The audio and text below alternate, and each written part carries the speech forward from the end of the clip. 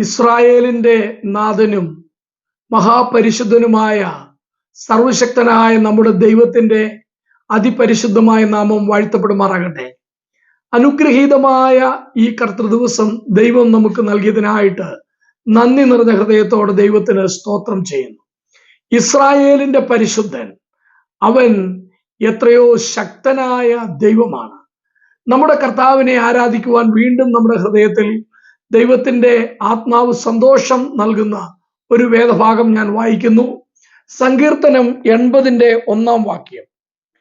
ആട്ടിൻകൂട്ടത്തെ പോലെ യോസേഫിനെ നടത്തുന്നവനായി ഇസ്രായേലിന്റെ ഇടയനായുള്ളവേ ചെവിക്കൊള്ളണമേ.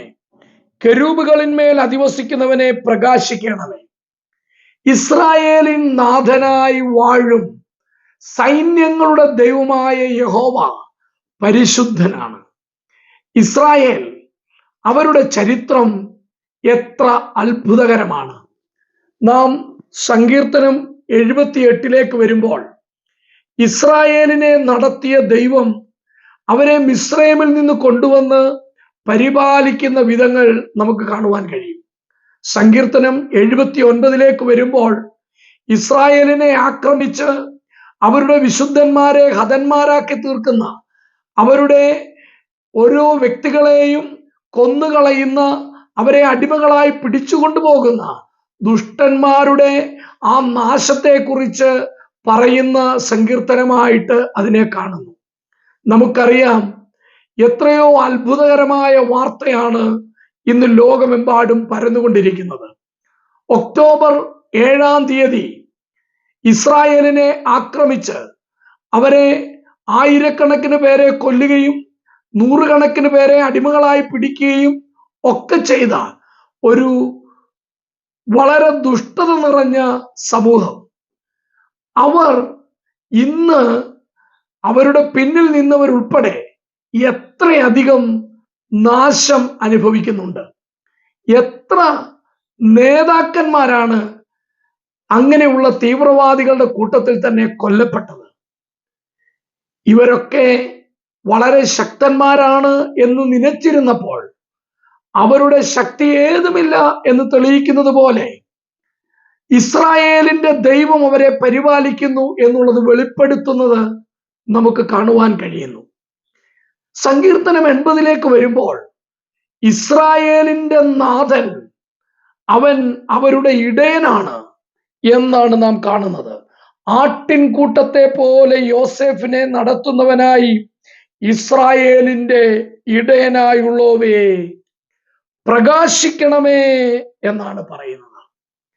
ഈ വേദഭാഗത്തേക്ക് നാം കടന്നു വരുമ്പോൾ സങ്കീർത്തനം 80 ആവർത്തിച്ചു കാണുന്ന ഒരു വാക്കാണ് ദൈവമേ പ്രകാശിക്കണമേ. ഓ ലോർഡ് ഷൈൻ ഫോർത്ത്.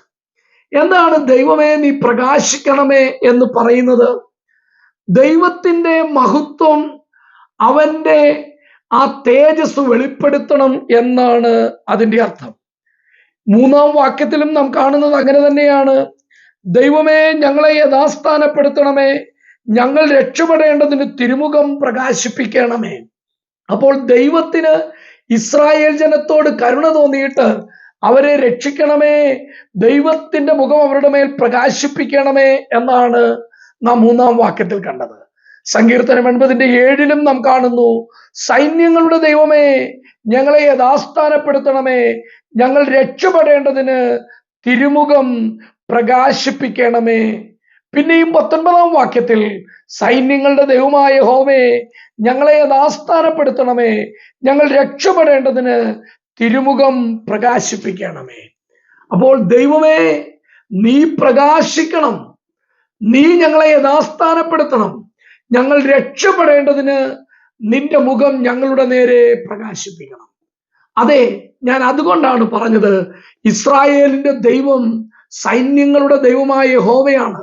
അവൻ കെരൂബുകളിന്മേൽ അധിവസിക്കുന്നവനാണ്. ആ സൈന്യങ്ങളുടെ ദൈവം അവൻ പ്രകാശിച്ചാൽ, അവന്റെ മഹത്വം വെളിപ്പെടുത്തിയാൽ ഇസ്രായേലിന്റെ ലജ്ജ നീങ്ങിപ്പോകും, അവർ വിജയികളായി തീരുമെന്ന് സങ്കീർത്തനക്കാരൻ പ്രാർത്ഥിക്കുകയാണ്. ഇവിടെ നാം കാണുകയാണ്, ഇസ്രായേലിന്റെ ദൈവമേ പ്രകാശിക്കണമേ, നിന്റെ മുഖം ഞങ്ങളുടെ നേരെ പ്രകാശിപ്പിക്കണമേ. അപ്പോൾ ദൈവം തേജസ്സോടെ വെളിപ്പെടുകയും ദൈവത്തിന്റെ മുഖം ദൈവജനത്തിന്റെ നേരെ പ്രകാശിപ്പിക്കുകയും ചെയ്യുമ്പോൾ ദൈവജനത്തോട് ദൈവത്തിന് പ്രസാദം തോന്നിയിട്ട് അവർ അനുഗ്രഹിക്കപ്പെടുവാനിടയാകും എന്നാണ് നാം കാണുന്നത്. പിന്നെയും നാം അവിടെ കാണുകയാണ് കെരൂബുകളിന്മേൽ അധിവസിക്കുന്ന ദൈവം. നമ്മുടെ ദൈവം കെരൂബുകളിന്മേൽ വസിക്കുന്ന സർവവല്ലഭനായ ദൈവമാണ്. കെരൂബുകളിന്മേൽ അധിവസിക്കുന്നവനെ എന്ന് പറഞ്ഞാൽ സൈന്യങ്ങളുടെ അധിപനായ ദൈവമേ എന്നാണ്. അങ്ങനെയാണെങ്കിൽ ഈ സങ്കീർത്തനത്തിൽ വീണ്ടും സൈന്യങ്ങളുടെ ദൈവമേ എന്ന് ഏറ്റവും കുറഞ്ഞത് 4 പ്രാവശ്യം നാം കാണുന്നുണ്ട്. സൈന്യങ്ങളുടെ ദൈവം 4-ാം അധ്യായ വാക്യത്തിലും 7-ാം വാക്യത്തിലും 14-ാം വാക്യത്തിലും 19-ാം വാക്യത്തിലും നമുക്ക് ആ പദം കാണുവാൻ കഴിയും. 4-ാം വാക്യത്തിൽ നാം കാണുന്നു, സൈന്യങ്ങളുടെ ദൈവമേ, നീ നിന്റെ ജനത്തിന്റെ പ്രാർത്ഥനയ്ക്ക് നേരെ എത്രത്തോളം കോപിക്കും. അപ്പോൾ ദൈവത്തിന്റെ ജനം ദൈവത്തെ മറന്നാൽ സൈന്യങ്ങളുടെ ദൈവം അവരുടെ പ്രാർത്ഥനയ്ക്ക് നേരെ കോപിക്കും. 7-ാം വാക്യത്തിലും സൈന്യങ്ങളുടെ ദൈവമേ എന്നാണ് കാണുന്നത്. 14-ാം വാക്യത്തിലും സൈന്യങ്ങളുടെ ദൈവമേ എന്ന് നാം കാണുന്നു. 19-ാം വാക്യത്തിലും സൈന്യങ്ങളുടെ ദൈവമേ എന്ന് കാണുന്നു. The Lord of host. എന്താണ് സൈന്യങ്ങളുടെ ദൈവം? സകല ദൂതന്മാരുടെയും അധിപതിയായി വാഴുന്ന ഇസ്രായേലിന്റെ നാഥനായ, ഇസ്രായേലിന്റെ ഇടയനായ സർവശക്തനായ ദൈവമേ, നീ പ്രകാശിക്കണമേ, നീ കരുണ കാണിക്കണമേ എന്നാണ് നാം കാണുന്നത്. നാം വീണ്ടും 3, 7, 19 വാക്യങ്ങളിൽ 3 പ്രാവശ്യം കാണുന്ന ഒരു പദമാണ് ഞങ്ങളെ യഥാസ്ഥാനപ്പെടുത്തണമേ എന്ന് പറഞ്ഞാൽ പണ്ടത്തെ പോലെ നല്ല നാളുകൾ ഞങ്ങൾക്ക് തരണം, ഞങ്ങളെ നിങ്കലേക്ക് മടക്കി വരുത്തണം, ഞങ്ങൾ നിന്റെ മക്കളാണ്, നിന്റെ ജനമാണ്, നിന്റെ ആടുകളാണ്, നീ ഞങ്ങളുടെ ഇടയനാണ്, അങ്ങയോടുള്ള നല്ല ബന്ധത്തിലേക്ക് ഞങ്ങൾ മടങ്ങി വന്ന് അങ്ങയോട് കൂട്ടായ്മ ആചരിക്കുന്നവരായി, അങ്ങയെ സേവിക്കുന്നവരായി, അങ്ങയെ ആരാധിക്കുന്നവരായി ഞങ്ങൾ വീണ്ടും മടങ്ങി വരുവാൻ ഞങ്ങൾക്കിടയാക്കണമേ എന്നുള്ളതാണ്. ഈ സങ്കീർത്തനത്തിലേക്ക് നാം കടന്നു വരുമ്പോൾ വളരെ മനോഹരമായി പറഞ്ഞിരിക്കുന്ന ഒരു പ്രത്യേകമായ പ്രയോഗമുണ്ട്. 14-ാം വാക്യത്തിൽ സൈന്യങ്ങളുടെ ദൈവമേ തിരിഞ്ഞു വരണമേ, സ്വർഗത്തിൽ നിന്ന് നോക്കി കടാക്ഷിച്ച് ഈ മുന്തിരിവള്ളിയെ സന്ദർശിക്കണമേ. അവിടെ പറയുകയാണ് ഇസ്രായേൽ ഒരു മുന്തിരിവള്ളിയാണ്. വളരെ മനോഹരമായ മുന്തിരിങ്ങ കായ്ക്കേണ്ട, നല്ല മധുരമുള്ള ഫലം പുറപ്പെടുവിക്കേണ്ട ഒരു രാഷ്ട്രം, ഒരു മുന്തിരിവള്ളി. അതിന്റെ അടുക്കലേക്ക് മടങ്ങി വരണം. അവിടെ പറയുകയാണ്, നീ ഞങ്ങളെ സന്ദർശിക്കണമേ.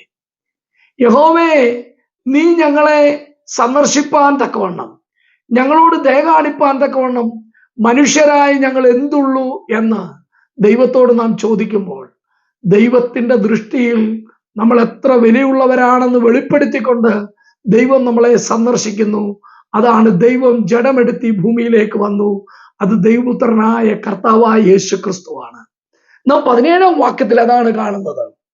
നിന്റെ കൈ നിന്റെ വലത്തുഭാഗത്തെ പുരുഷന്റെ മേൽ, നീ നിനക്കായി വളർത്തിയ മനുഷ്യപുത്രന്റെ മേൽ തന്നെ ഇരിക്കട്ടെ. എന്നാൽ ഞങ്ങൾ നിന്നെ വിട്ടു പിന്മാറുകയില്ല. ഞങ്ങളെ ജീവിപ്പിക്കണമേ, എന്നാൽ ഞങ്ങൾ നിന്റെ നാമത്തെ വിളിച്ചപേക്ഷിക്കും. ഇവിടെ അതിമനോഹരമായി ദൈവത്തിന്റെ കൈ തൻ്റെ പുത്രന്റെ മേൽ വയ്ക്കണം എന്നുള്ളത് പറഞ്ഞിരിക്കുകയാണ്. ദൈവം തൻ്റെ പുത്രനെ അനുഗ്രഹിച്ചിട്ട് അവനിലൂടെ നാം അനുഗ്രഹിക്കപ്പെടുവാൻ, അവിടെ നാം കാണുന്നത് നിന്റെ കൈ നിന്റെ വലത്തുഭാഗത്തെ പുരുഷന്റെ മേൽ, നീ നിനക്കായി വളർത്തിയ മനുഷ്യപുത്രന്റെ മേൽ തന്നെ ഇരിക്കട്ടെ. അതെ, ദൈവത്തിന്റെ വലത്തുഭാഗത്തെ പുരുഷൻ നമ്മുടെ കർത്താവായ യേശു ക്രിസ്തു തൻ്റെ ദേഹമെന്ന തിരശീലയിലൂടെ നമുക്കൊരു പുതിയ വഴി തുറന്നു തന്നു.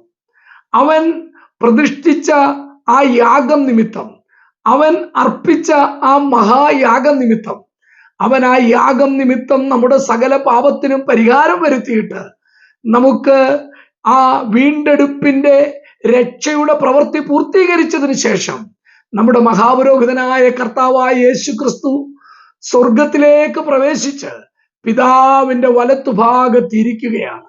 അവൻ ഉയർത്തെഴുന്നേറ്റ് സ്വർഗാരോഹണം ചെയ്ത് പിതാവിന്റെ വലത്തുഭാഗത്തിരിക്കുകയാണ്. അവൻ ദൈവത്തിന്റെ വലത്തുഭാഗത്തെ പുരുഷനാണ്. നാം പിന്നെയും കാണുന്നത്, നീ നിനക്കായി വളർത്തിയ മനുഷ്യപുത്രൻ. ദൈവം മനുഷ്യനായി വന്ന് നമുക്ക് വേണ്ടി ഈ ഭൂമിയിൽ 33.5 തിരുവയസ് വരെ ജീവിച്ച് നമ്മുടെ പാപത്തിന്റെ പരിഹാരത്തിന് വേണ്ടി ക്രൂശിൽ മരിച്ചടക്കപ്പെട്ട് ഉയർത്തെഴുന്നേറ്റ കർത്താവ്. അവനെ കുറിച്ച് പറയുകയാണ്, ദൈവം പിതാവിനോട് പറയുകയാണ്, പിതാവേ, നിന്റെ കൈ അവന്റെ മേൽ ഇരിക്കട്ടെ. യേശു ക്രിസ്തു മുഖാന്തരം ലോകത്തിലെ സകല മനുഷ്യരും അനുഗ്രഹിക്കപ്പെടേണ്ടതിന് ആ ഏകജാതനായ പുത്രനിൽ സകലരെയും അനുഗ്രഹിച്ചിരിക്കുന്ന നമ്മുടെ കർത്താവായ യേശു ക്രിസ്തുവിന്റെ ദൈവമായ സ്വർഗത്തിലെ നമ്മുടെ ദൈവമായ പിതാവ്, ആ പുത്രനോടുള്ള ബന്ധത്തിൽ നാം കാണുകയാണ്, നിന്റെ കൈ അവന്റെ മേൽ ഇരിക്കട്ടെ. അതെ, നിങ്ങളും ഞാനും നോക്കുമ്പോൾ നമ്മുടെ കർത്താവായ യേശു ക്രിസ്തുവിന്റെ മേലിരിക്കുന്ന പിതാവിന്റെ കൈ, അത് ഒരിക്കൽ കോപത്തിന്റെ വാള് നിറഞ്ഞ് ന്യായവിധിയുടെ വാളുമായി ദൈവപുത്രന്റെ നേരെ ആഞ്ഞാഞ്ഞ് വീശിയ ആ അനുഭവം നമുക്കറിയാം. ദൈവത്തിന്റെ വലത്തുഭാഗത്തെ പുത്രൻ, വലത്തുഭാഗത്തിരിക്കുന്ന പുരുഷൻ, ദൈവത്തിന്റെ ഏകജാതനായ പുത്രൻ, അവൻ ദൈവത്തിന്റെ സ്നേഹം മുഴുവൻ ചൊരിഞ്ഞിരുന്ന ദൈവപുത്രനായ ക്രിസ്തുവാണ്. സ്വർഗത്തിലെ ദൈവത്തിന്റെ മടിയിലിരിക്കുന്ന പുത്രൻ, അവനെ അല്പസമയത്തേക്ക് ദൈവം കൈവിട്ടു. പിതാവായ ദൈവം തന്റെ പുത്രന്റെ മരണത്തിങ്കൽ അവനെ ന്യായവിധിക്ക്, മരണത്തിന്, പാപത്തിന്റെ ശിക്ഷയ്ക്ക് ഏൽപ്പിച്ചു കൊടുത്തിട്ട് നിങ്ങളെയും എന്നെയും വിടുവിച്ചു. അതെത്രയോ മനോഹരമായ കാര്യമാണ്. അവന്റെ മേൽ പിതാവിന്റെ കൈയിരിക്കുന്നു. ഇന്നും പുത്രനെ പിതാവ് അനുഗ്രഹിച്ചത് നിങ്ങളെയും എന്നെയും അനുഗ്രഹിക്കുവാൻ വേണ്ടി തന്നെ ആണ്. അങ്ങനെയാണെങ്കിൽ ഈ പുത്രനെ നമ്മുടെ പാപത്തിന്റെ പരിഹാരത്തിന് വേണ്ടി മരിക്കുവാൻ അനുവദിച്ച്, പുത്രന്റെ മേൽ തന്റെ കൈവച്ച് അവനെ അനുഗ്രഹിച്ച്, അവനെ ഉയർത്തെഴുന്നേൽപ്പിച്ച് സ്വർഗത്തിൽ പിതാവിന്റെ വലത്തുഭാഗത്തിരുത്തി നമ്മെ അവനിലൂടെ തന്റെ അടുക്കലേക്ക് മടക്കി വരുത്തി. ദൈവം നമ്മളെ സന്ദർശിച്ചു. മനുഷ്യപുത്രനെ നീ സന്ദർശിക്കേണ്ടതിന് അവൻ എന്തുമാത്രം ദൈവം സന്ദർശിച്ചു. ദൈവം നമ്മളെ സന്ദർശിച്ചത് മാത്രമല്ല, നമ്മെ തന്നോടുകൂടെ ഇരുത്തുവാൻ പ്രസാദിച്ചു.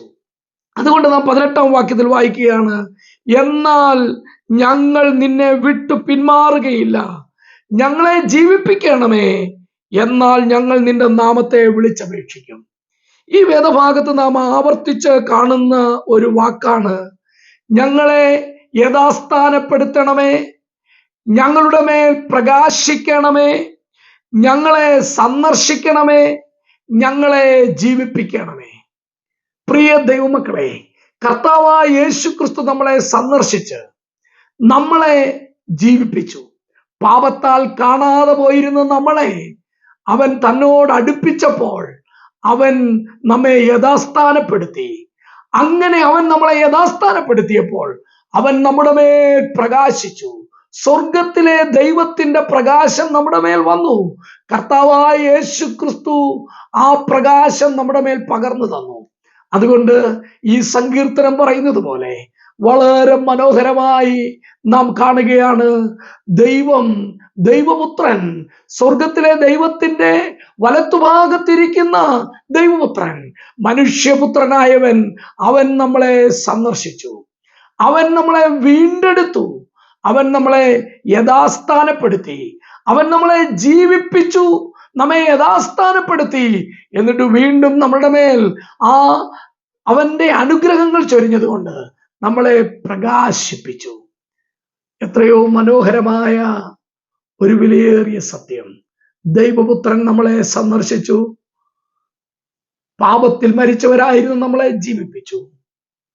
ഇരുണ്ടുപോയിരുന്ന നമ്മളുടെ മേൽ അവന്റെ പ്രകാശം തന്നു. അവൻ നമ്മളെ യഥാസ്ഥാനപ്പെടുത്തി. അവന് വേണ്ടി ജീവിക്കുവാൻ തക്കവണ്ണം, അവന് വേണ്ടി പ്രകാശിക്കുവാൻ തക്കവണ്ണം അവന്റെ സകല കൃപയും നമ്മുടെ മേൽ ചൊരിഞ്ഞു. അതുകൊണ്ട് നമുക്ക് സന്തോഷത്തോടെ നമ്മുടെ കർത്താവിനെ ആരാധിക്കാം. നമ്മെ ജീവിപ്പിച്ച നമ്മുടെ ദൈവത്തെ, നമ്മളെ യഥാസ്ഥാനപ്പെടുത്തിയ നമ്മുടെ ദൈവത്തെ, നമ്മളെ സന്ദർശിച്ച് നമുക്ക് രക്ഷ തന്ന ദൈവത്തെ, നമ്മളുടെ മേൽ തന്റെ പ്രകാശം പകർന്നിരിക്കുന്ന സർവ്വവല്ലഭനായ ദൈവത്തെ നമുക്ക് വീണ് നമസ്കരിക്കാം. സകല സ്തുതിയും സ്തോത്രവും അവൻ അർപ്പിക്കാം. ഇസ്രായേലിന്റെ ദൈവം നമ്മുടെ ദൈവമായി തീർന്നു.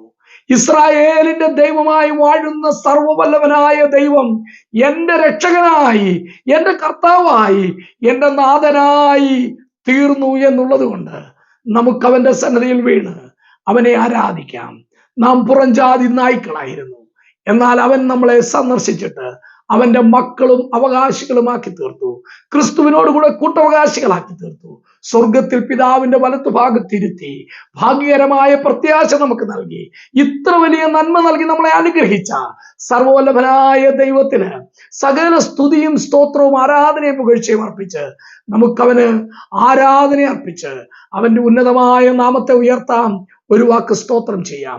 തേജോമയനായ ദൈവമേ, സർവശക്തനായ ഞങ്ങളുടെ സ്വർഗസ്ഥ പിതാവേ, സകലത്തെയും അങ്ങ് നിയന്ത്രിക്കുന്ന സർവ്വവല്ലഭനായ ദൈവമായിട്ടിരിക്കുന്നുകൊണ്ട് സ്തോത്രം.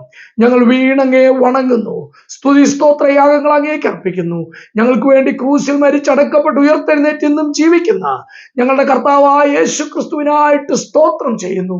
കാണാതെ പോയിരുന്ന ഞങ്ങളെ കണ്ട് രക്ഷിപ്പാൻ തക്കവണ്ണം, ഞങ്ങളെ വീണ്ടെടുക്കുവാൻ തക്കവണ്ണം സ്വർഗത്തിൽ നിന്ന് ഞങ്ങളുടെ കർത്താവായ യേശു ക്രിസ്തു ഞങ്ങളെ സന്ദർശിച്ചതിനായിട്ട് സ്തോത്രം. അങ്ങ് ഞങ്ങളെ ജീവിപ്പിച്ചതിനായിട്ട് സ്തോത്രം. ഞങ്ങളെ യഥാസ്ഥാനപ്പെടുത്തിയതിനായിട്ട് സ്തോത്രം. അങ്ങയുടെ സന്തോഷം ഞങ്ങളിലേക്ക് തന്ന്, അങ്ങയുടെ പ്രകാശം ഞങ്ങളിൽ പകർന്ന് അങ്ങേക്ക് വേണ്ടി ജീവിപ്പാൻ കൃപ തരുന്നതിനായിട്ട് സ്തോത്രം. അടിയങ്ങൾ ഒരുക്കി കൊണ്ടുവന്നിരിക്കുന്ന സകല സ്തുതിയും സ്തോത്രവും ആരാധനയും പുകഴ്ചയും സർവ്വവല്ലഭനായ പ്രിയ പിതാവേ, ത്രിയേക ദൈവത്തിന്റെ സന്നിധിയിൽ ഞങ്ങൾ അർപ്പിക്കുകയാണ്. ഞങ്ങളുടെ കർത്താവും രക്ഷിതാവുമായ യേശു ക്രിസ്തുവിന്റെ വിലയേറിയ നാമത്തിൽ തന്നെ. ആമേൻ.